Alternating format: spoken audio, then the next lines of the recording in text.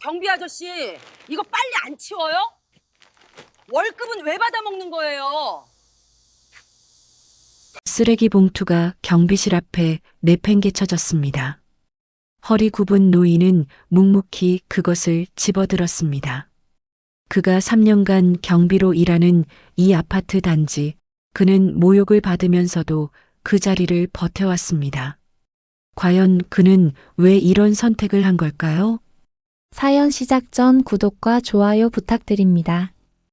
오늘 이 영상을 보고 계신 곳을 댓글로 적어주세요. 사연 시작하겠습니다. 새벽 5시 아파트 단지에 촛불이 켜졌습니다. 경비실 형광등 아래에서 허리 굽은 노인 한 명이 청소 도구를 챙기고 있었습니다. 박광호, 이 단지에서 근무한 지 이제 꼭 3년째였습니다.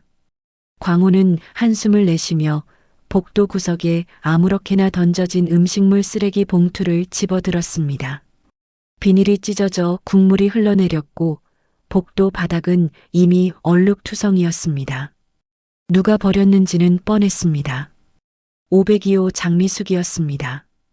경비 아저씨, 이걸 이제까지 안 치우고 있었어요? 냄새나서 못 살겠다니까요. 아침 7시 출근길에 나선 장미숙이 경비실 앞을 지나가다 소리를 질렀습니다. 광호는 고개를 숙인 채 묵묵히 청소를 이어갔습니다. 변명해봤자 소용없다는 걸 이미 배운 지 오래였습니다. 월급 받아먹으면서 이것도 못해요?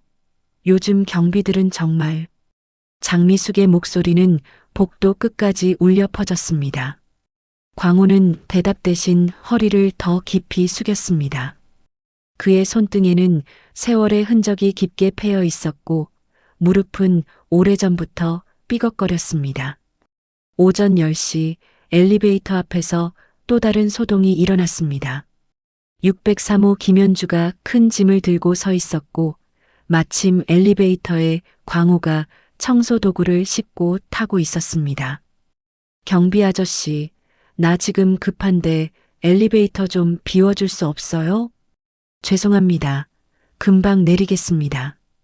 광호가 황급히 청소 도구를 끌어내리자 김현주는 코웃음을 쳤습니다. 경비는 엘리베이터도 함부로 타면 안 되는 거 아니에요? 주민들 먼저 생각해야죠. 엘리베이터 문이 닫히고 광호는 계단을 이용해 천천히 6층까지 올라갔습니다. 무릎이 욱신거렸지만 이미 익숙한 통증이었습니다. 오후 6시 퇴근 시간이 되자 아파트 단지는 사람들로 북적였습니다. 그때 304호에서 한 명의 젊은 여성이 걸어 나왔습니다. 한서윤이었습니다. 경비 아저씨, 안녕하세요. 밝은 목소리가 경비실 앞에 울려 퍼졌습니다. 광호는 고개를 들었고 서윤은 환하게 웃으며 손을 흔들었습니다. 그녀는 늘 그랬습니다. 아침에 출근할 때도 저녁에 퇴근할 때도 항상 먼저 인사를 건넸습니다. 오늘도 고생 많으셨어요.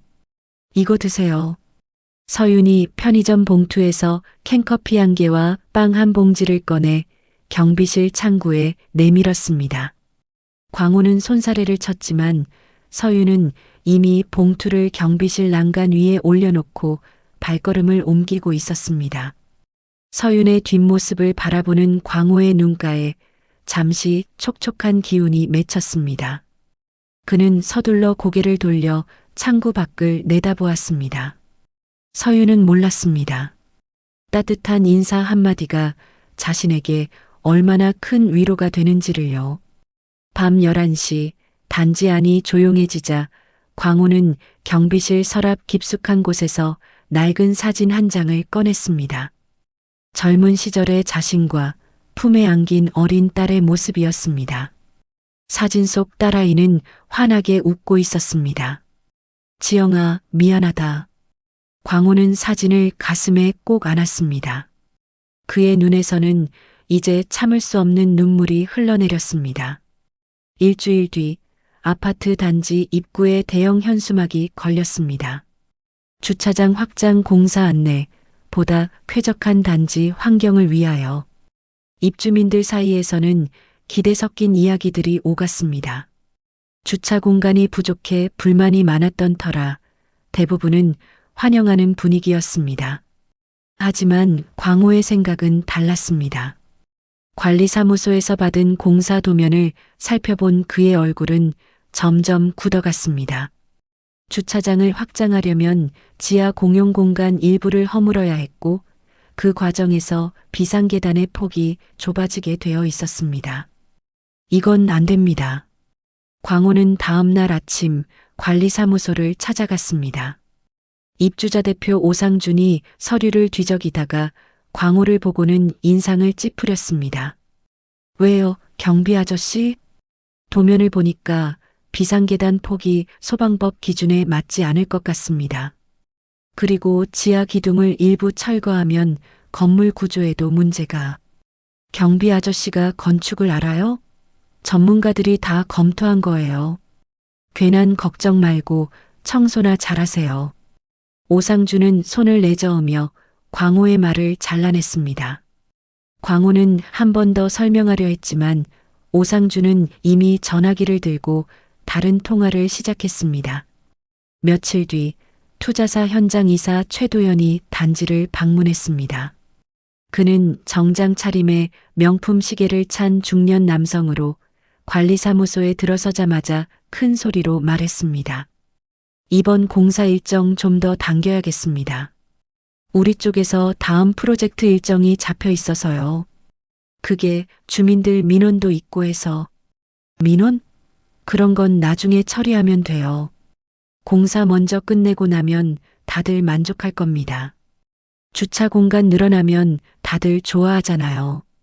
오상준은 난처한 표정을 지었지만 결국 고개를 끄덕였습니다. 최도연은 만족스러운 미소를 지으며 서류에 서명했습니다. 공사가 시작되었습니다. 첫날부터 소음과 진동이 심했고 지하 주차장에서는 먼지가 피어올랐습니다. 광호는 매일 공사 현장을 돌아보며 꼼꼼히 살폈습니다. 어느 날 저녁 광호는 지하 주차장에서 이상한 광경을 목격했습니다. 인부들이 설계 도면과 다르게 기둥 주변을 파내고 있었고 임시로 설치한 버팀목은 녹이 선 철제 파이프였습니다. 저기 이렇게 하면 위험하지 않습니까? 광호가 조심스럽게 물었지만 현장 감독은 귀찮다는 듯 손을 흔들었습니다. 경비 아저씨, 현장 일은 우리가 알아서 할 테니까 신경 끄세요. 괜히 참견했다가 공사 지연되면 누가 책임집니까? 광호는 발걸음을 돌렸지만 마음은 점점 무거워졌습니다. 과거 자신이 재개발 사업을 할 때도 이랬습니다.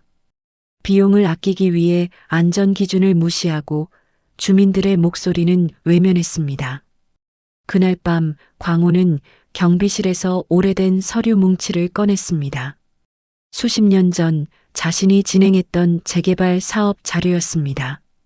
오래된 신문 기사도 있었습니다. 강제 철거 과정에서 세입자 3명 부상, 보상금 축소 논란, 주민들 집단 반발. 광호는 손으로 얼굴을 감쌌습니다. 그때 자신은 이렇게 생각했습니다. 사업이란 게 원래 그런 거지. 누군가는 손해를 봐야 한다. 하지만 그 누군가 속에 자신의 딸과 사위가 포함될 줄은 몰랐습니다. 다음 날 아침 광호는 다시 한번 관리사무소를 찾았습니다. 이번에는 공사 현장 사진과 소방법 조항을 출력한 자료까지 준비했습니다. 대표님, 이대로 공사를 진행하면 정말 큰 사고가 날 수 있습니다. 제가 예전에 건설 쪽 일을 해봐서 아는데. 아니, 경비 아저씨. 자꾸 이러시면 곤란합니다. 전문가도 아니면서 왜 이렇게 오지랖이 넓으세요? 입주자 대표인 오상준이 책상을 탁 치며 일어났습니다. 그 순간 옆에 있던 최도연도 차갑게 말했습니다. 경비 아저씨, 공사 방해하면 법적 조치 취할 수도 있어요. 조용히 자리 지키세요. 광호는 더 이상 말할 수 없었습니다. 그는 고개를 숙이고 사무소를 나왔습니다. 그날 저녁 서윤이 퇴근하며 경비실을 지나갔습니다. 경비 아저씨, 요즘 공사 때문에 소음이 너무 심해요. 밤에도 잠을 못 잘 정도예요. 그러시군요. 광호는 안타까운 표정으로 서윤을 바라보았습니다. 저 아이가 힘들어하는데 자신은 아무것도 해줄 수 없었습니다. 서윤은 결국 관리사무소에 정식 민원을 넣었습니다. 새벽 2시까지 이어지는 공사 소음, 복도와 계단에 쌓인 먼지, 그리고 안전 문제까지 꼼꼼하게 적어 제출했습니다. 304호 한서윤 씨가 또 민원을 넣었네요. 관리사무소 게시판에 서윤의 민원 내역이 올라오자 주민들 사이에서 수군거림이 시작되었습니다. 젊은 사람이 유난이야. 공사가 조금 시끄럽다고 저렇게 길게 써놨네. 주차장 넓어지면 다들 좋잖아요. 왜 혼자 분위기 흐리는 거예요? 502호 장미숙과 603호 김현주는 복도에서 만날 때마다 서윤 이야기를 했습니다. 목소리는 일부러 크게 내어 지나가는 서윤이 들을 수 있도록 했습니다. 요즘 젊은 사람들은 참을성이 없어요. 우리 때는 이 정도 소음쯤이야. 서윤은 아무 말 없이 고개를 숙이고 집으로 들어갔습니다. 오상준은 서윤의 민원을 방해물로 여겼습니다. 그는 최도영과 통화하며 불만을 쏟아냈습니다. 304호 때문에 골치 아픕니다. 자꾸 민원 넣고 주민들한테 공사 반대하라고 선동하고 그럼 압박을 좀 넣으세요. 단지 분위기 흐리는 세대라는 인식을 심어주면 알아서 조용해질 겁니다. 최도연의 조언대로 오상준은 주민단체 게시판에 글을 올렸습니다. 일부 세대의 과도한 민원으로 공사 일정이 지연되고 있습니다. 이러면 공사비가 추가로 들어가고 그 부담은 결국 주민들 몫입니다. 게시판은 순식간에 뜨거워졌습니다. 누구예요? 누가 자꾸 민원 넣는 거예요? 304호 아니에요? 맨날 뭐라고 하던데. 그 집 혼자 사는 젊은 여자잖아요. 직장도 있으면서 왜 집에서 그렇게 예민하게 구는지. 서윤은 게시판에 알림을 끄고 휴대전화를 내려놓았습니다. 하지만 마음은 무거웠습니다. 이웃들의 시선이 느껴졌고 엘리베이터에서 마주칠 때마다 어색한 침묵이 흘렀습니다. 광호는 이 모든 상황을 지켜보며 가슴이 답답했습니다. 서윤이가 힘들어하는데 자신은 아무것도 할 수 없었습니다. 아니, 할 수 없다고 스스로를 속이고 있었습니다. 내가 나서면 저 아이가 더 힘들어질 수도 있어. 광호는 매일 밤 그렇게 자신을 다독였습니다. 공사는 더욱 속도를 냈습니다. 최도연은 현장 감독에게 압박을 가했고 인부들은 밤낮 없이 일했습니다. 안전 점검은 건너뛰었고 임시 구조물은 점점 불안정해졌습니다. 어느 날 저녁 광호는 지하 주차장에서 심각한 균열을 발견했습니다. 천장과 벽이 만나는 부분에 거미줄처럼 금이 가 있었고 그 아래에는 임시 버팀목 하나만 덩그러니 받쳐져 있었습니다. 광호는 즉시 핸드폰으로 사진을 찍고 관리사무소로 달려갔습니다. 하지만 사무소 문은 이미 닫혀 있었습니다. 시계를 보니 저녁 8시였습니다. 내일 아침 이 사실을 바로 알려줘야 해. 광호는 경비실로 돌아와 사진을 출력하고 책상 위에 빨간 펜으로 크게 썼습니다. 긴급, 지하 주차장 균열 발견, 즉시 점검 필요. 하지만 다음 날 아침 광호가 사무소에 도착했을 때 오상준은 그의 보고서를 힐끗 보고는 구겨서 쓰레기통에 던져버렸습니다. 경비 아저씨, 자꾸 이러면 정말 곤란합니다. 그냥 노후 건물이라 생긴 균열이에요. 공사랑은 상관없어요. 하지만 대표님, 이건 정말... 아니, 자꾸 공사 방해하시면 경비 교체까지 검토해야 합니다. 알아들으셨어요? 광호는 입을 다물 수밖에 없었습니다. 경비 자리를 잃을 수는 없었습니다.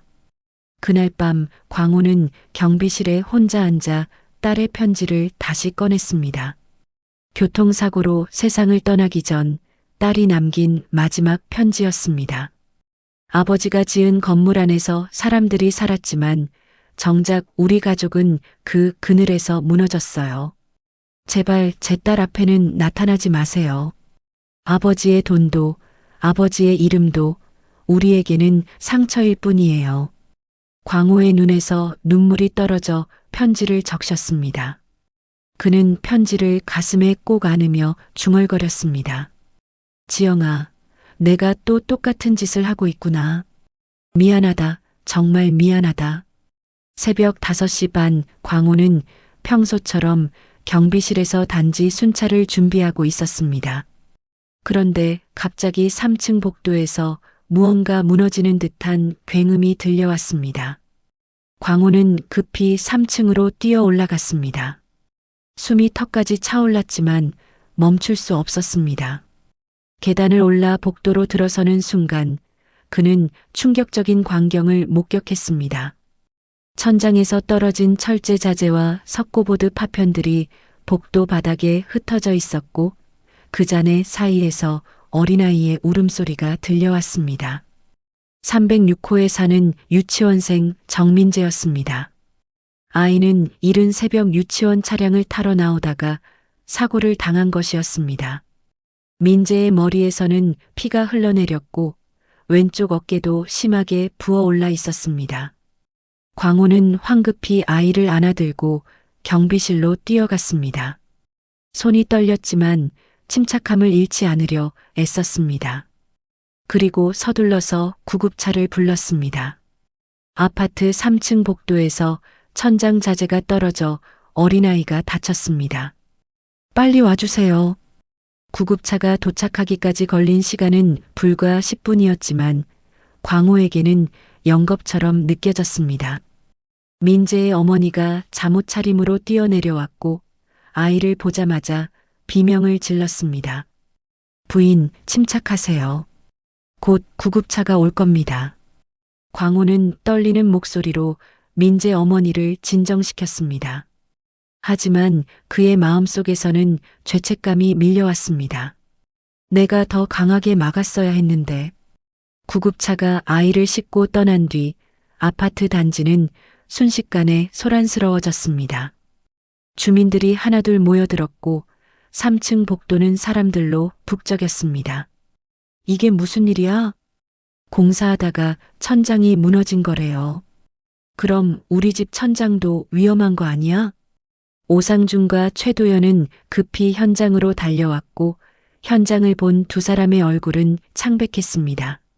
최도연은 바닥에 떨어진 자재들을 살피며 현장 감독에게 낮은 목소리로 물었습니다. 이거 우리 쪽 자재 맞아? 그런 것 같습니다. CCTV는 3층 복도 구간은 사각지대입니다. 최도연은 안도의 한숨을 내쉬었습니다. 오상준도 재빨리 주민들을 향해 말했습니다. 여러분, 일단 진정하세요. 정확한 원인 파악이 필요합니다. 성급하게 판단하면 안 됩니다. 하지만 주민들의 불안은 가라앉지 않았습니다. 특히 서윤은 자신의 집 바로 앞에서 일어난 사고라 충격이 컸습니다. 그녀는 떨리는 목소리로 물었습니다. 대표님, 공사 안전 점검은 제대로 하신 거 맞죠? 이런 사고가 또 일어나면 어떡해요? 아니, 지금 그게 중요합니까? 일단 아이 상태부터 확인해야죠. 오상준은 서윤의 질문을 피해갔지만 서윤은 물러서지 않았습니다. 제가 지난주에도 천장에서 이상한 소리가 난다고 민원 넣었잖아요. 그때 점검했으면 이런 일은 없었을 텐데요. 그 순간 장미숙이 끼어들었습니다. 그러니까 그게 문제예요. 304호에서 자꾸 민원 넣고 공사 일정 꼬이게 만드니까 현장이 정신없어져서 이런 사고가 난 거 아니에요? 맞아요. 원래대로 공사했으면 벌써 끝났을 거예요. 김현주도 거들었고 순식간에 분위기가 바뀌었습니다. 사고의 원인을 찾는 것이 아니라 책임을 떠넘길 대상을 찾는 분위기로 흘러갔습니다. 서윤은 억울함에 목소리가 떨렸습니다. 제가 뭘 잘못했다고 그러세요? 저는 정당하게 민원을 넣은 것뿐인데. 정당하다고요? 공사 방해하고 주민들 선동하고 이제는 사고까지 일으킨 거 아니에요? 서윤은 더 이상 참을 수 없었습니다. 눈물이 주르륵 흘러내렸지만 그녀는 고개를 들고 주민들을 똑바로 바라보았습니다. 저는 아무것도 잘못한 게 없습니다. 오히려 위험을 미리 경고했던 거예요. 그걸 무시한 건 관리사무소와 투자사잖아요. 하지만 주민들의 반응은 차갑기만 했습니다. 오상준은 슬그머니 자리를 피했고 최도연은 휴대전화로 누군가와 통화하며 복도 끝으로 이동했습니다. 광호는 모든 광경을 지켜보며 주먹을 꽉 쥐었습니다. 딸의 목소리가 귓가에 맴돌았습니다. 아버지는 집을 지은 게 아니라 사람 인생을 부쉈어요. 이번에는 달라야 한다. 광호의 눈빛이 변했습니다. 사고 다음 날 민재는 머리에 7 바늘을 꿰매고 어깨 골절로 깁스를 한 채 퇴원했습니다. 다행히 생명에는 지장이 없었지만 민재 어머니의 분노는 컸습니다. 도대체 공사를 어떻게 한 겁니까? 우리 아이가 죽을 뻔했어요. 관리사무소는 비상대책회의를 소집했습니다. 오상준과 최도현 그리고 몇몇 입주민 대표들이 모였습니다. 하지만 회의 내용은 사고 원인 규명이 아니라 책임 회피 방법이었습니다. 일단 언론에 알려지기 전에 민재 어머니를 설득해야 합니다. 합의금을 제시하고 CCTV가 없으니 정확한 원인은 알 수 없다고 하면 됩니다. 그리고 경비 쪽에서도 관리 소홀이 있었다고 명시하는 게 좋겠습니다. 최도연이 서류를 펼치며 말했습니다. 사고 당일 새벽 순찰 기록을 보니까 경비가 3층 복도를 점검하지 않았더군요. 만약 제때 점검했다면 위험 요소를 미리 발견할 수 있었을 겁니다. 그리고 304호 한서윤 씨가 제기한 민원 때문에 공사 일정이 꼬이면서 현장 관리가 소홀해진 측면도 있습니다. 오상준이 덧붙였습니다. 회의실 안에서는 고개를 끄덕이는 사람들이 많았습니다. 아무도 진짜 원인을 파고들려 하지 않았습니다. 한편 서윤의 직장에서도 문제가 터졌습니다. 회사 인사팀에서 서윤을 불러 조용히 말했습니다. 서윤 씨, 요즘 아파트에서 안 좋은 소문이 좀 있다고 들었어요. 그게 공사사고 때문에. 회사 입장에서는 좀 곤란해요. 혹시라도 언론에 나가면 회사 이미지에도 영향이 있을 수 있으니까요. 당분간 외부 미팅이나 고객 응대는 빼는 게 좋겠어요. 하지만 제가 잘못한 게 없는데요. 우리도 서윤 씨를 믿어요. 하지만 요즘 같은 때는 소문만으로도 회사가 타격을 받을 수 있으니 이해해 주세요. 서윤은 책상으로 돌아와 고개를 떨구었습니다. 집에서도 직장에서도 점점 설 자리가 없어지고 있었습니다. 그녀는 휴대전화를 꺼내 아파트 주민 게시판을 확인했습니다. 304호 때문에 우리 아파트 이미지 다 깎였어요. 언론에 나가면 집값도 떨어질 텐데 차라리 그 집이 이사 가면 좋겠어요. 서윤은 더 이상 견딜 수 없어 게시판을 나왔습니다. 너무 억울하지만 자신이 할 수 있는 게 아무것도 없다는 사실이 답답했습니다. 그날 저녁 광호는 경비실에서 서윤이 집으로 들어가는 모습을 지켜보았습니다. 그녀의 어깨는 축 처져 있었고 발걸음은 무거워 보였습니다. 광호의 가슴이 무너져 내렸습니다. 더 이상은 안 돼. 광호는 경비실 서랍을 열고 오래전부터 보관해왔던 서류 뭉치를 꺼냈습니다. 이 아파트 단지와 주변 건물의 등기부등본, 투자사와 맺었던 과거 계약서, 그리고 자신이 과거에 저질렀던 재개발 사업의 모든 기록들이었습니다. 광호는 서류를 한 장 한 장 펼쳐보며 결심을 굳혔습니다. 이제는 숨을 수 없었습니다. 다음 날 오전 관리사무소에는 긴급 입주자 회의 소집 공고가 붙었습니다. 아파트 공사 현장 사고 관련 대책회의, 전체 입주민 참석 바랍니다. 오상준은 이 회의에서 공식적으로 서윤과 광호에게 책임을 돌리고 투자사와 자신은 빠져나갈 계획이었습니다. 최도연도 변호사와 상의해 면피용 자료를 준비했습니다. 하지만 그들은 몰랐습니다. 이 회의가 모든 진실이 드러나는 자리가 될 거라는 것을요. 회의 당일 오후 6시 단지 커뮤니티 센터 회의실에는 100여 명의 입주민이 모였습니다. 앞쪽에는 오상준과 최도연이 자료를 펼쳐놓고 앉아 있었고 뒤쪽에는 서윤이 외로이 서 있었습니다. 그리고 회의실 문 옆 구석진 자리에 낡은 경비복을 입은 광호가 조용히 서 있었습니다. 그의 손에는 두꺼운 서류 봉투가 들려 있었고 그의 눈빛은 그 어느 때보다 단호했습니다. 회의가 시작되었습니다. 그럼 이제 사고 경위에 대해 설명드리겠습니다. 오상준이 마이크를 잡고 일어섰습니다. 그는 준비한 자료를 스크린에 띄우며 차분하게 말을 이어갔습니다. 지난 3일 새벽 3층 복도에서 천장자재 낙하사고가 발생했습니다. 다행히 아이는 큰 부상 없이 퇴원했고 저희는 아이의 가족과 원만한 합의를 진행 중입니다. 원인이 뭡니까? 한 입주민이 질문하자 오상준은 잠시 망설이며 대답했습니다. 정확한 원인은 아직 조사 중입니다만 노후 건물의 특성상 예상치 못한 부분에서 문제가 발생할 수 있습니다. 그리고 오상준은 시선을 서윤에게 돌렸습니다.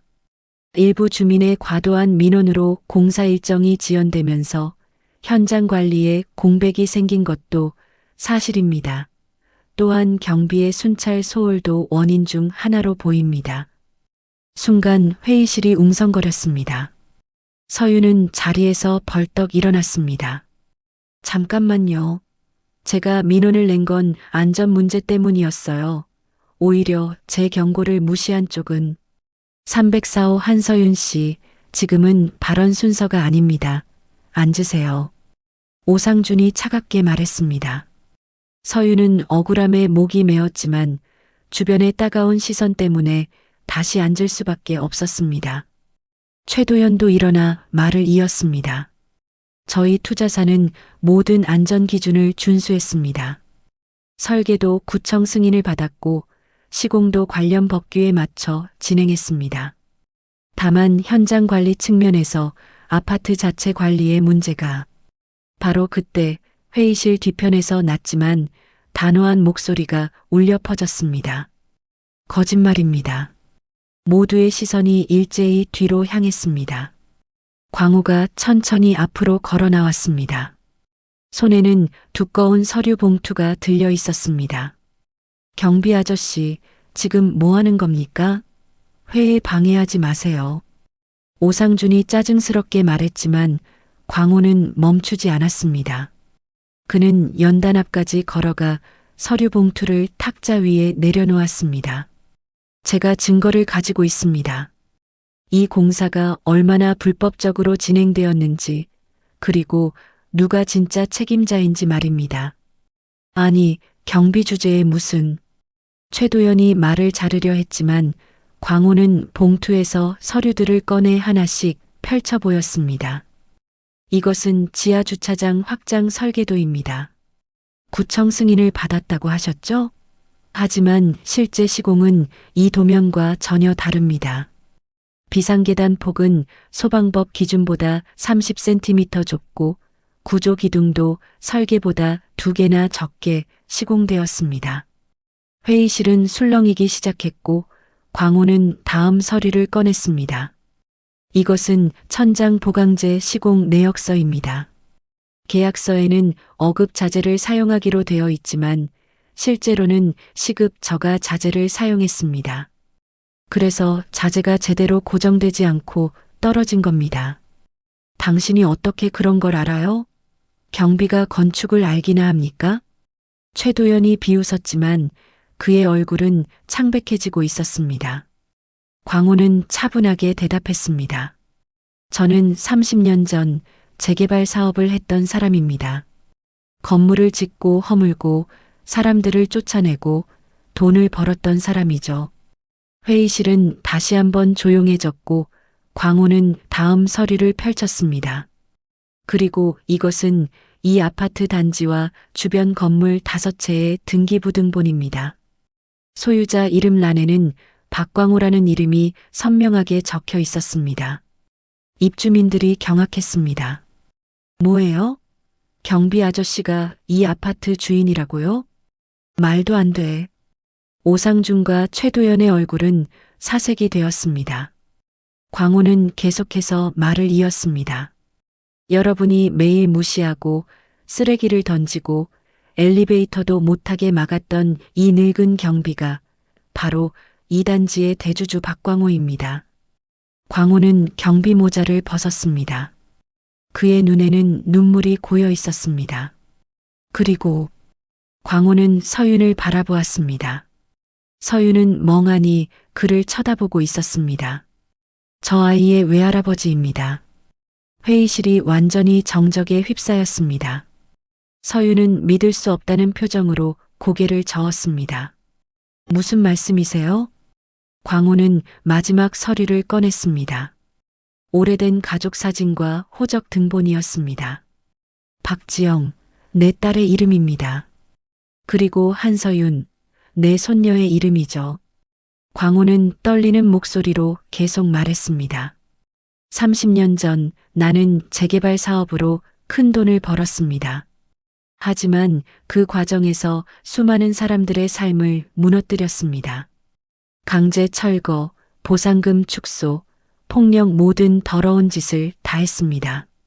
광호는 또 다른 서류를 꺼냈습니다. 오래된 신문 기사들이었습니다.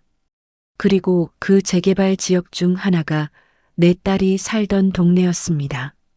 나는 내 사위의 가게를, 내 딸의 집을 무너뜨렸습니다. 사위는 빚을 떠안고 과로사했고 딸은 나를 저주하며 절연했습니다. 회의실은 숨소리조차 들리지 않을 만큼 조용했습니다. 광호의 고백은 계속되었습니다. 딸이 교통사고로 세상을 떠났다는 소식을 들었을 때 나는 손녀 앞에 나타날 자격이 없다고 생각했습니다. 그래서 이름을 숨기고 가장 낮은 자리인 경비원이 되어 멀리서 지켜보기로 했습니다. 광호는 서윤을 바라보며 눈물을 흘렸습니다. 하지만 나는 또다시 똑같은 짓을 하고 있었습니다. 위험을 알면서도 침묵하고 내 손녀가 부당한 대우를 받는데도 외면했습니다. 과거의 나와 똑같았습니다. 광호는 마지막 서류 뭉치를 탁자 위에 내던졌습니다. 이것은 최도연 이사와 오상준 회장이 주고받은 문자 메시지와 녹취록입니다. 공사비를 아끼기 위해 자재 등급을 낮추고 안전 점검을 건너뛰고 구청 담당자에게 리베이트를 주기로 한 내용이 다 들어 있습니다. 오상준은 자리에서 벌떡 일어나 소리쳤습니다. 이건 불법이에요. 개인정보 침해고. 그럼 당신들이 한 짓은 합법입니까? 광호의 목소리는 차가웠습니다. 아이가 다쳤습니다. 죽을 뻔했습니다. 그런데도 당신들은 책임을 회피하고 죄 없는 사람들에게 죄를 뒤집어 씌우려 했습니다. 광호는 입주민들을 돌아보며 말했습니다. 나는 과거에 돈을 위해 사람을 짓밟았던 인간입니다. 하지만 더 이상 내 손녀 앞에서 이 단지 주민들 앞에서 같은 짓이 벌어지게 둘 수는 없습니다. 광호는 경비복 단추를 풀며 마지막으로 말했습니다. 오늘부로 나는 경비를 그만둡니다. 그리고 이 모든 자료를 경찰과 구청, 언론사에 제출하겠습니다. 회의실은 완전한 혼란에 빠졌습니다. 광호의 폭로가 끝난 뒤 회의실은 완전한 혼란에 빠졌습니다. 입주민들은 서로를 바라보며 웅성거렸고 오상준과 최도연은 황급히 자리를 뜨려 했습니다. 잠깐만요. 어디 가시는 겁니까? 한 입주민이 최도연의 팔을 붙잡자 최도연은 팔을 뿌리치며 소리쳤습니다. 놓으세요. 이건 모함입니다. 법적 대응하겠습니다. 하지만 그때 회의실 문이 열리며 경찰관 2명이 들어왔습니다. 광호가 회의 시작 전 미리 신고해 둔 것이었습니다. 오상준 씨, 최도연 씨 맞으십니까? 건축법 위반과 업무상 과실치상 혐의로 조사가 필요합니다. 동행해 주시죠. 오상준이 항변했지만 경찰은 이미 광호가 제출한 자료들을 검토한 상태였습니다. 불법 설계 변경, 자재 등급 조작, 안전 점검 누락, 그리고 리베이트 정황까지 명확한 증거들이 있었습니다. 일단 경찰서에서 이야기하시죠. 두 사람은 경찰을 따라 회의실을 빠져나갔습니다. 입주민들은 그 광경을 멍하니 지켜볼 뿐이었습니다. 서윤은 여전히 자리에 앉아 믿을 수 없다는 표정으로 광호를 바라보고 있었습니다. 광호는 천천히 서윤에게 다가갔습니다. 서윤아, 저기 경비 아저씨, 아니 할아버지시라고요? 서윤의 목소리는 떨리고 있었습니다. 광호는 고개를 끄덕였습니다. 그래, 내 엄마가 내 딸이다. 내 외할아버지가 맞다. 그럼 왜 진작 말씀 안 하신 거예요? 왜 경비로, 왜 이렇게...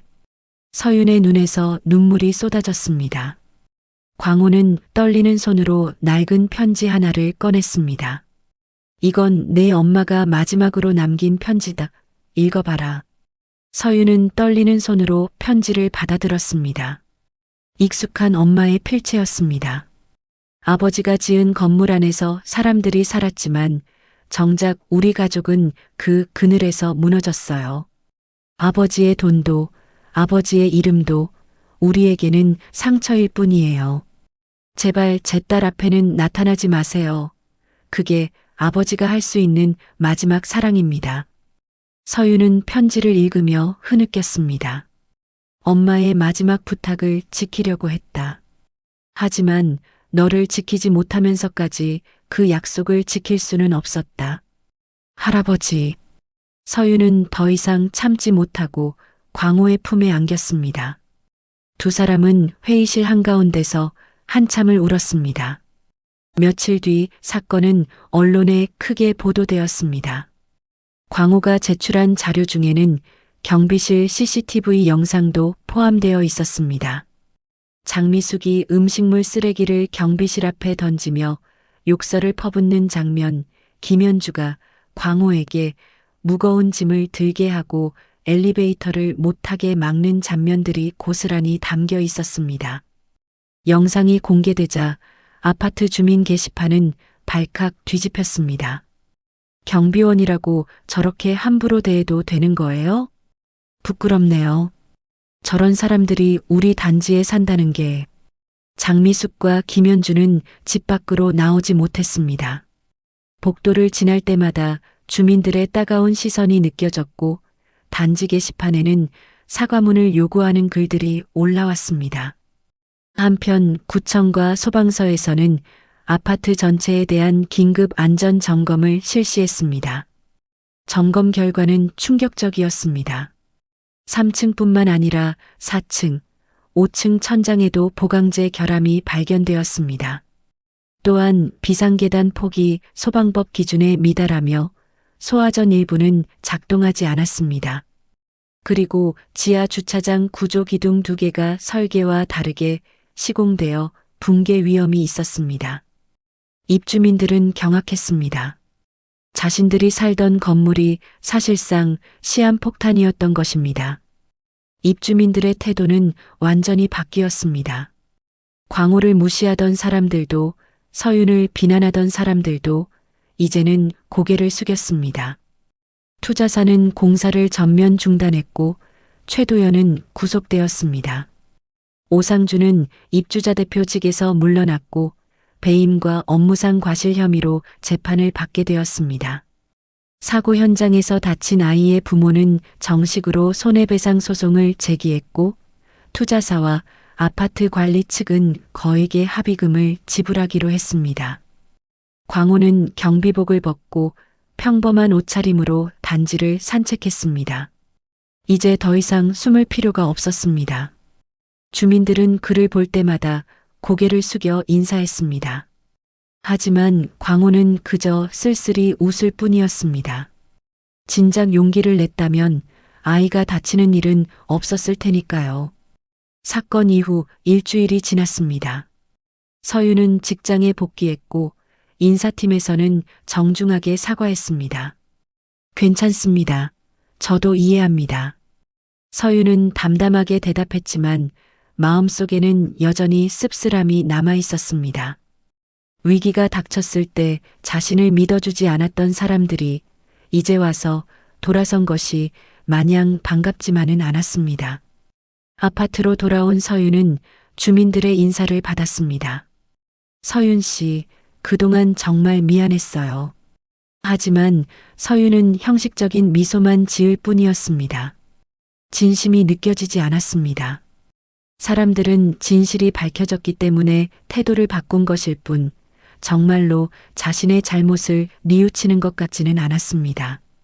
특히 장미숙과 김현주는 서윤을 피해 다녔습니다.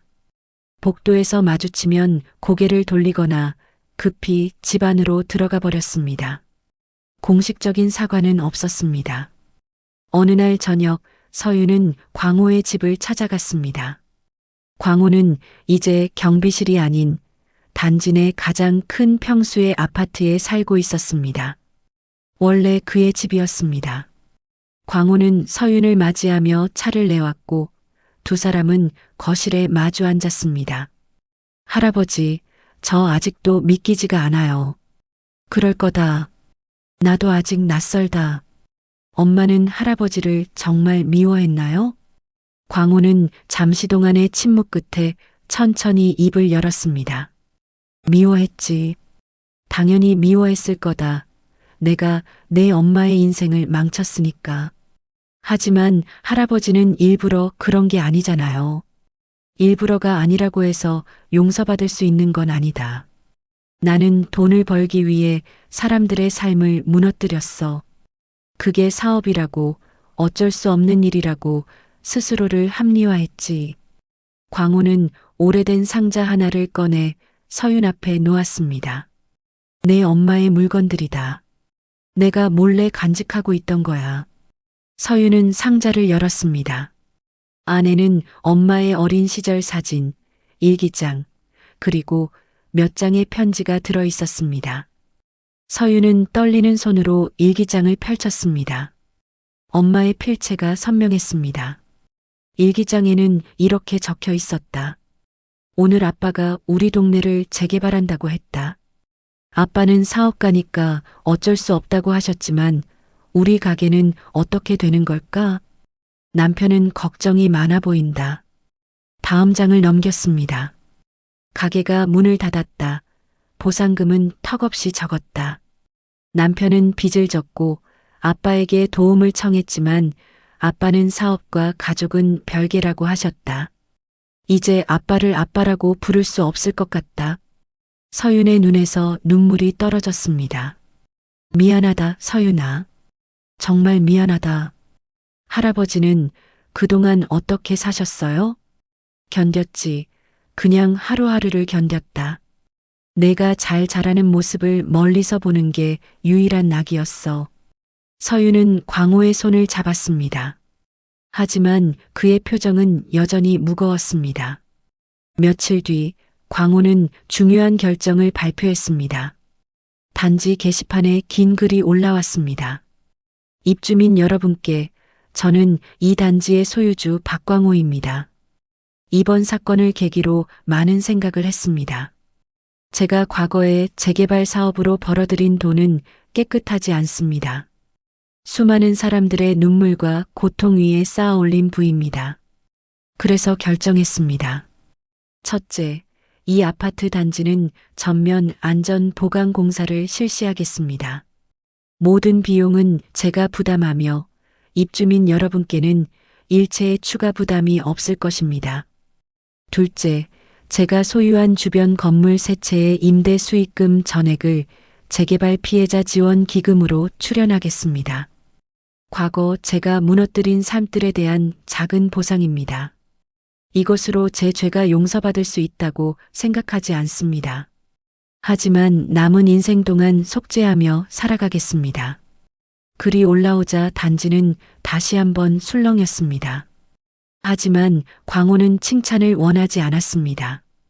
그는 그저 조용히 해야 할 일을 하고 있을 뿐이었습니다.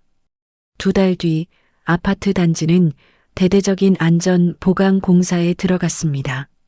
이번에는 제대로 된 업체가 선정되었고 모든 과정이 투명하게 공개되었습니다. 광호는 직접 공사 현장을 돌아보며 꼼꼼히 점검했습니다. 과거 재개발 사업을 했던 경험이 이제는 제대로 쓰이고 있었습니다. 공사는 투명하게 진행되었고 입주민들도 안심할 수 있었습니다. 무엇보다 이번 공사에는 광호가 직접 감독하고 있었기에 누구도 부정을 저지를 수 없었습니다. 서유는 주말마다 할아버지를 도왔습니다. 공사 현장을 함께 돌아보고 주민들의 의견을 듣고 불편사항을 정리했습니다. 할아버지, 502호에서 소음 때문에 힘들어 하신대요. 그래. 그럼 방음벽을 추가로 설치하자. 비용은 걱정 말고. 두 사람은 점점 가까워졌습니다. 처음에는 어색했지만 시간이 지나면서 진짜 가족처럼 느껴지기 시작했습니다. 어느 날 저녁 광호와 서유는 함께 저녁을 먹었습니다. 광호가 직접 된장찌개를 끓였습니다. 할아버지, 요리 잘하시네요. 혼자 살다 보니 배웠지. 내 할머니가 살아있었다면. 광호는 말을 잇지 못했습니다. 서유는 조용히 밥을 먹으며 물었습니다. 할머니는 어떤 분이셨어요? 착한 사람이었어. 내가 사업에 미쳐 있을 때도 끝까지 내 곁을 지켜줬지. 하지만 내 엄마와 내가 싸운 뒤로 마음고생이 심했고 결국 병을 얻어 세상을 떠났다.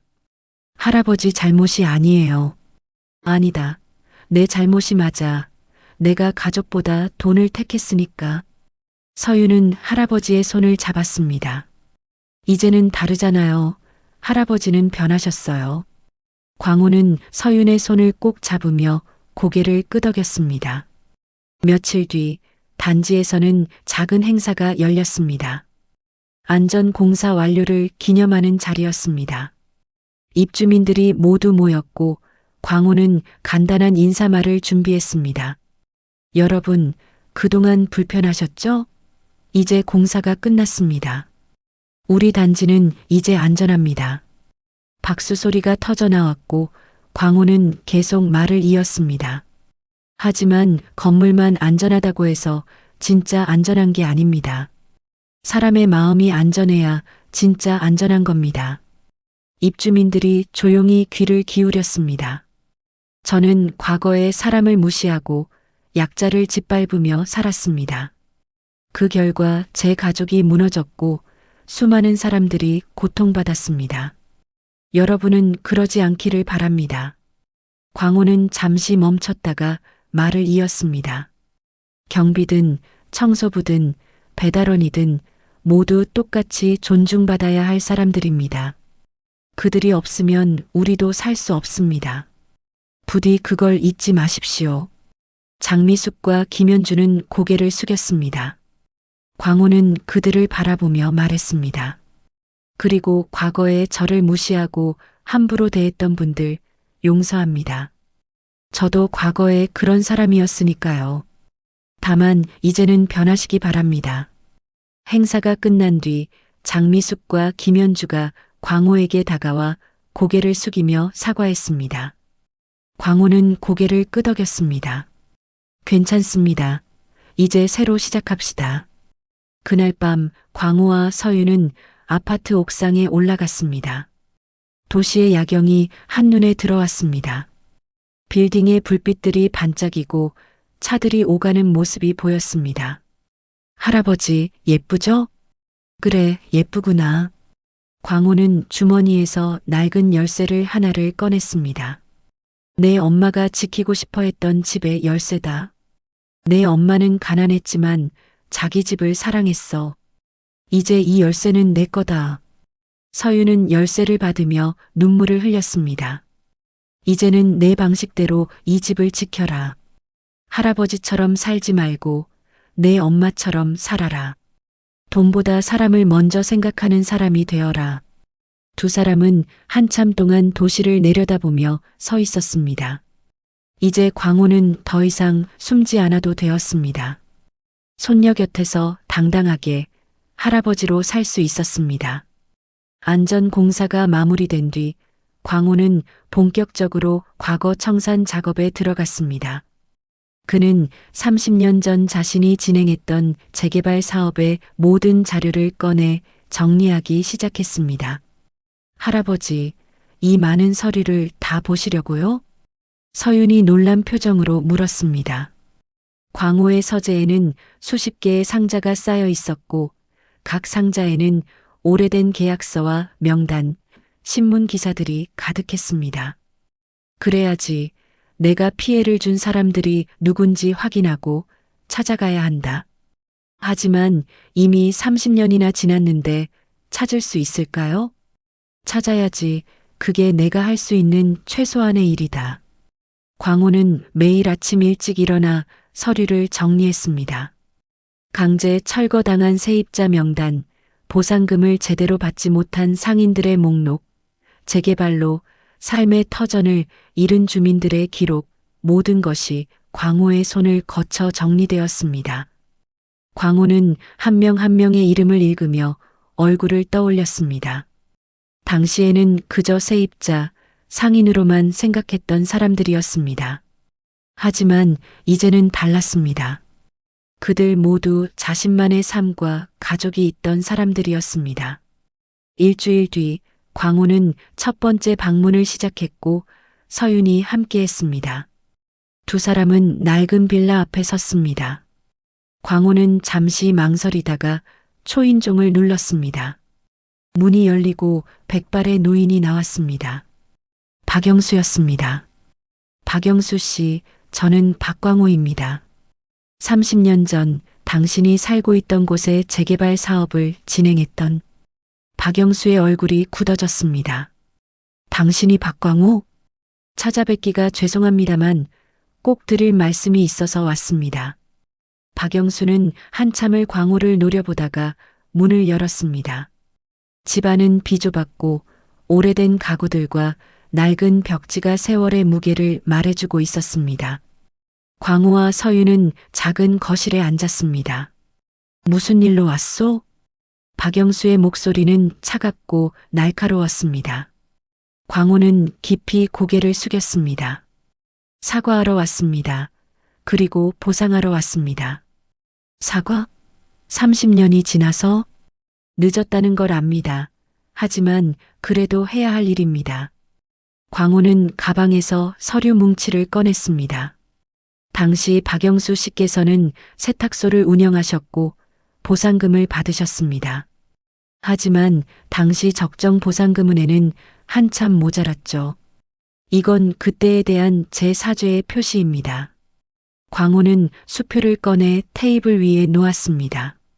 3억 원을 드리고 싶습니다. 제가 빼앗은 것에 대한 보상입니다. 박영수는 수표를 보더니 손을 내저었습니다. 필요 없습니다. 돈으로 다 해결된다고 생각하십니까? 내 세탁소는 30년 장사를 했던 곳이었습니다. 단골 손님들도 있었고 내 자식들이 뛰어놀던 곳이기도 했지. 그걸 당신이 하루아침에 무너뜨린 겁니다. 박영수의 목소리가 떨렸습니다. 강제 철거당하던 날 내 아내가 울면서 매달렸었지만 당신네 사람들은 우리를 짐짝처럼 끌어냈었습니다. 내 딸아이는 그날 이후로 1년 동안 그날의 충격으로 말도 못했습니다. 광호는 고개를 더 깊이 숙였습니다. 서윤도 눈물을 흘렸습니다. 죄송합니다. 정말 죄송합니다. 광호의 목소리는 떨리고 있었습니다. 박영수는 한참을 침묵하다가 말했습니다. 당신이 진심으로 후회한다는 건 알겠지만 용서는 못할 것 같습니다. 압니다. 용서받으려고 온 것도 아닙니다. 다만 제 잘못을 인정하고 조금이라도 보상하고 싶을 뿐입니다. 광호는 다시 한번 깊이 고개를 숙였습니다. 박영수는 한숨을 쉬며 말했습니다. 박광호 씨, 당신이 찾아가야 할 사람이 아직 많을 겁니다.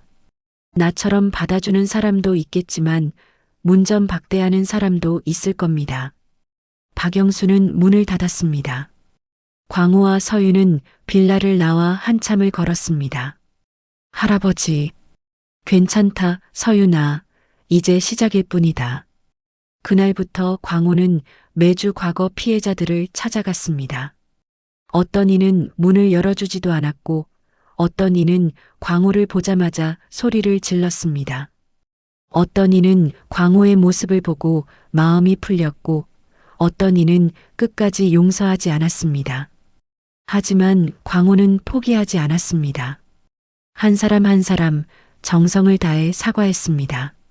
석 달이 지나자 광호는 100명이 넘는 피해자들을 만났습니다. 그의 얼굴에는 주름이 더 깊어졌고 허리는 더 굽었습니다. 하지만 그의 눈빛만은 점점 맑아지고 있었습니다. 어느 날 저녁 서윤이 물었습니다.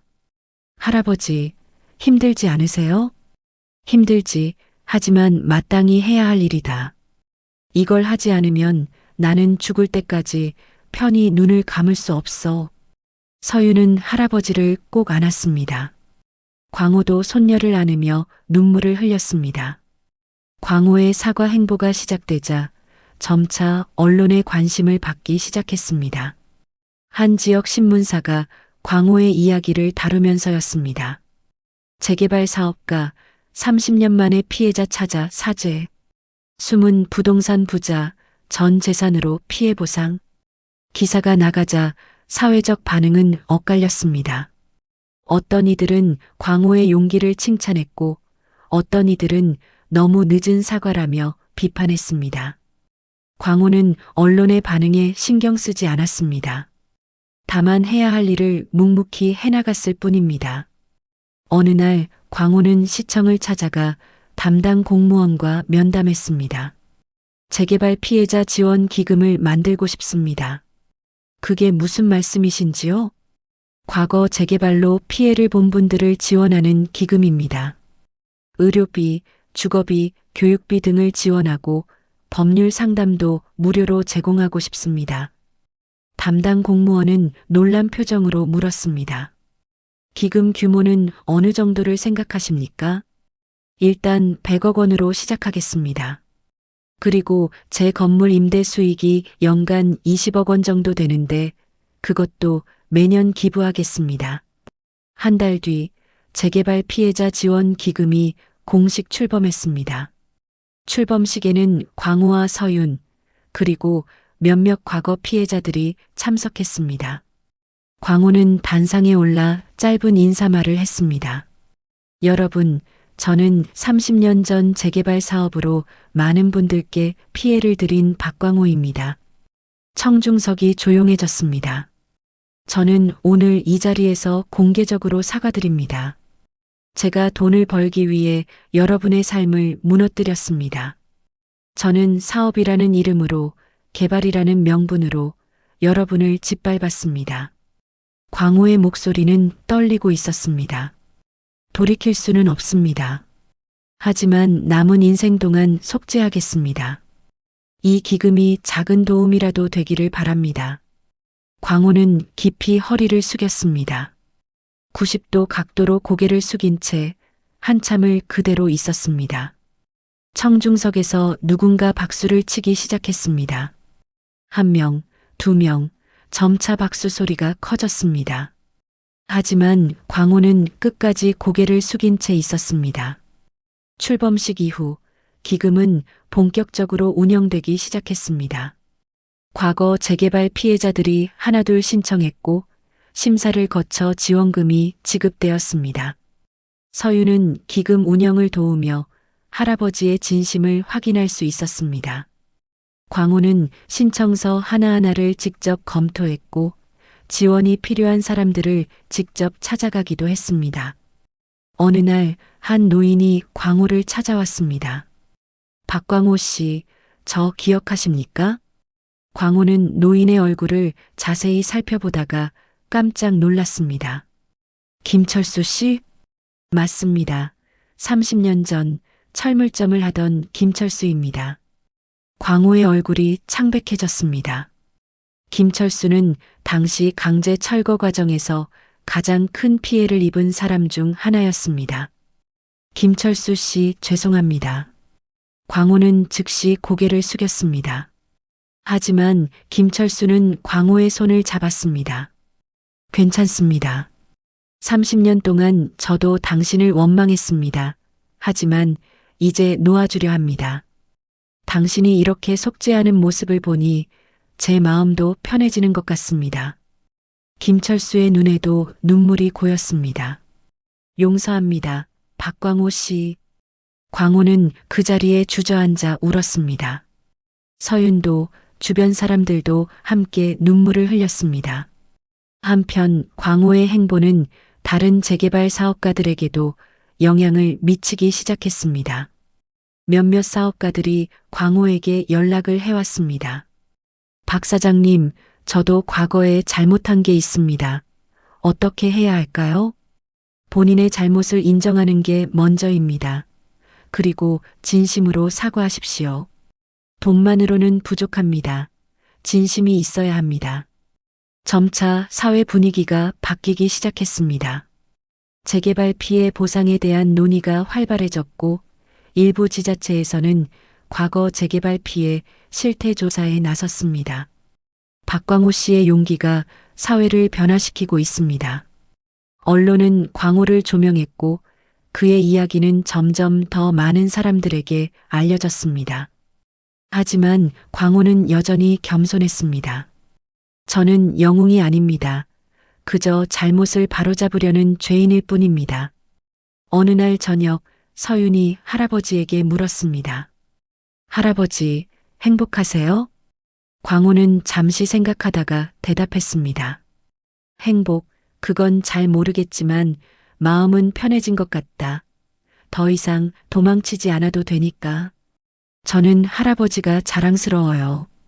고맙다, 서윤아, 내가 있어서 할아버지도 힘을 낼 수 있어. 두 사람은 따뜻하게 포옹했습니다. 1년이 지났습니다. 아파트 단지는 완전히 달라져 있었습니다. 안전 공사가 완료된 건물은 튼튼하고 깨끗했으며 주민들의 표정도 밝아졌습니다. 무엇보다 큰 변화는 사람들의 태도였습니다. 이제 아파트 경비원에게 함부로 대하는 사람은 없었습니다. 청소하시는 분들께도 주민들은 고개 숙여 인사했습니다. 경비님, 오늘도 고생 많으세요. 새로 부임한 젊은 경비원은 이런 환경이 낯설어 했습니다. 이 아파트는 정말 특별하네요. 다른 곳에서는 이런 대우 받기 힘든데. 우리도 예전에는 그랬습니다. 하지만 큰 교훈을 얻었죠. 한 입주민이 쓸쓸히 웃으며 대답했습니다. 서윤은 직장 생활과 함께 재개발 피해자 지원 기금의 실무를 맡게 되었습니다. 주말마다 기금 사무실에 나가 피해자들을 만나고 지원 업무를 처리했습니다. 서윤은 할아버지의 속죄에 함께하는 것이 자랑스러웠습니다. 처음에는 부끄럽고 무거웠던 과거가 이제는 의미 있는 일로 바뀌고 있었습니다. 어느 봄날 광호는 서윤에게 제안했습니다. 서윤아, 엄마 산소에 같이 갈까? 두 사람은 함께 묘지를 찾았습니다. 박지영의 묘 앞에는 봄꽃들이 예쁘게 피어 있었습니다. 광호는 무릎을 꿇고 앉아 묘비를 쓰다듬었습니다. 지영아, 아빠가 왔다. 광호의 목소리는 떨리고 있었습니다. 너한테 약속했던 거 기억하니? 서윤이 앞에 나타나지 말라고 했지. 하지만 아빠는 약속을 어겼어. 미안하다. 서윤은 할아버지 옆에 무릎을 꿇었습니다. 엄마, 저예요. 서윤이에요. 서윤의 눈에서 눈물이 떨어졌습니다. 엄마, 할아버지 만났어요. 제 외할아버지가 바로 옆에 계셨는데 저는 몰랐어요. 할아버지는 저를 지키기 위해 경비원이 되셨대요. 광호가 서윤의 손을 잡았습니다. 서윤은 계속 말을 이었습니다. 엄마가 할아버지를 미워했던 거 알아요. 할아버지도 알고 계세요. 하지만 이제 할아버지는 달라지셨어요. 과거의 잘못을 인정하시고 매일매일 속죄하며 사세요. 서윤은 광호를 바라보며 말했습니다. 엄마, 할아버지를 용서해 주세요. 저는 이미 용서했어요. 할아버지는 제게 정말 소중한 가족이에요. 광호는 더 이상 참지 못하고 울음을 터뜨렸습니다. 서윤도 할아버지를 꼭 안으며 함께 울었습니다. 두 사람은 한참을 그렇게 울다가 묘 앞에 꽃을 올리고 절을 했습니다. 엄마, 이제 편히 쉬세요. 저와 할아버지가 잘 살게요. 묘지를 나오는 길 광호가 말했습니다. 서윤아, 할아버지가 내게 남겨줄 게 별로 없구나. 무슨 말씀이세요? 할아버지는 저한테 많은 걸 주셨어요. 대부분 기부했으니까 너한테 물려줄 재산이 많지 않아. 서윤은 웃으며 대답했습니다. 돈은 상관없어요. 할아버지가 저한테 주신 진짜 선물은 다른 거예요. 진짜 선물? 용기요. 잘못을 인정하는 용기, 사과하는 용기, 그리고 변화하는 용기. 그게 진짜 재산이에요. 광호는 서윤의 손을 꼭 잡았습니다. 내가 그렇게 말해주니 고맙구나. 해질 무렵 두 사람은 아파트 옥상에 올라갔습니다. 1년 전 광호가 경비실 열쇠를 건네주었던 그곳이었습니다. 도시의 저녁 풍경이 눈앞에 펼쳐졌습니다. 빌딩의 불빛들이 하나둘 켜지고 거리에는 퇴근하는 사람들로 붐볐습니다. 할아버지, 저 건물들 중에 할아버지 건물도 있어요? 저기 보이는 노란 빌딩, 저게 내 건물었지. 이제는 기금 재단 소유지만. 후회되지 않으세요? 전혀. 저 건물로 누군가 도움받는다면 그게 더 가치 있는 일이지. 서윤은 할아버지의 팔짱을 꼈습니다. 할아버지, 오래오래 건강하세요. 저랑 함께 있어주세요. 그래야지 손녀 결혼식도 봐야 하고 증손주 얼굴도 봐야지. 두 사람은 웃으며 도시를 내려다보았습니다. 광호는 주머니에서 작은 상자 하나를 꺼냈습니다. 이게 뭐예요? 내 할머니가 내 엄마한테 주려고 했던 반지다. 엄마가 받지 않아서 내가 간직하고 있었지. 이제 내 거다. 서윤은 상자를 열었습니다. 작지만 예쁜 은반지가 들어 있었습니다. 할머니가 엄마한테, 할머니는 마지막까지 내 엄마를 걱정했어. 그리고 내 생각도 많이 했지. 만나보지도 못한 손녀를. 서윤은 반지를 끼며 눈물을 흘렸습니다. 고마워요, 할아버지. 정말 고마워요. 두 사람은 한참을 그렇게 서 있었습니다. 저녁놀이 도시를 붉게 물들였고 바람이 부드럽게 불어왔습니다. 할아버지, 이제 알겠어요. 진짜 부자가 뭔지요. 돈이 많은 게 부자가 아니라 사랑하는 사람이 있는 게 부자예요. 광호는 서윤을 바라보며 환하게 웃었습니다. 맞아. 내 말이 맞다. 그럼 우리는 부자네요. 서로가 있으니까요. 그래, 우리는 부자다. 두 사람은 다시 한번 포옹했습니다. 이제 더 이상 숨지 않아도 부끄러워하지 않아도 되었습니다. 할아버지와 손녀, 진짜 가족으로 살아갈 수 있었습니다. 해가 완전히 지고 도시의 밤이 시작되었습니다. 아파트 옥상에서 내려오는 두 사람의 뒷모습은 따뜻했습니다. 사람을 돈으로 판단하는 세상, 약자를 무시하는 사회 속에서 두 사람은 진짜 가치를 찾았습니다. 용기, 사랑, 그리고 용서. 그것이 진짜 부였습니다. 끝까지 영상을 시청해 주셔서 감사합니다. 오늘의 사연이 당신의 하루의 작은 위로가 되었다면 구독과 좋아요, 댓글로 마음을 나눠주세요. 서로 얼굴은 모르지만 이곳에서만큼은 같은 이야기를 나누는 이웃이라 생각하겠습니다. 다음 영상에서 인사드리겠습니다.